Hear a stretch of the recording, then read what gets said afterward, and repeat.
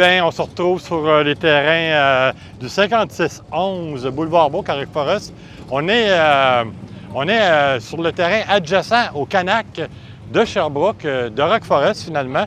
Et puis, je me retrouve devant un Pontiac Grand Prix. Belle voiture appartenant à Charles et Daniel Picotte. Voiture exceptionnelle. Là, il y a un GTX qui vient de faire son entrée. Très belle voiture. Un GTX, je pense que c'est un 67 ou un 68. Je vais demander au propriétaire. De quelle année, ça, mon homme? 68, hein? Voiture très, très rare et très en demande. Les produits Mopar sont toujours extrêmement prisés, extrêmement appréciés des collectionneurs. Un Oldsmobile. Très belle voiture. Oldsmobile, je pense que c'est un 39-40. C'est pas mal les années 40, ça. On va laisser mon chum Johnny libérer le terrain. Voilà. Je peux prendre ma photo. Très belle réponse vis-à-vis des propriétaires de voitures anciennes. C'est un Oldsmobile quelle année? Quelle année? C'est un coupé Oldsmobile Coupe 39, ça? 37. Merci. Ah, ben oui, je vois mon ami Régent qui fait des prises aériennes. On fait le tour, hein? Et puis ça va faire des superbes de belles images, ça. Surtout au niveau de l'affluence des voitures anciennes. On a une belle réponse. On va voir mon ambulance, ben oui. Je vais vous parler de l'ambulance. Le drone se dirige directement à sa hauteur. L'ambulance que vous allez voir, c'est le résultat d'innombrables efforts.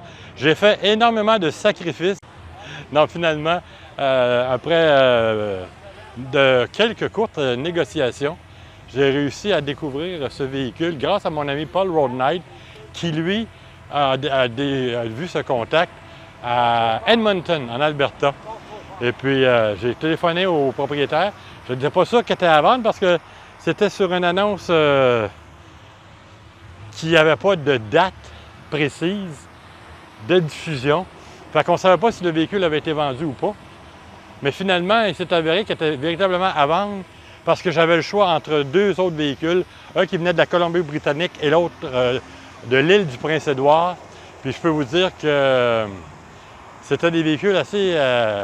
il y en a un qui était en projet, donc il pouvait avoir manqué beaucoup de pièces.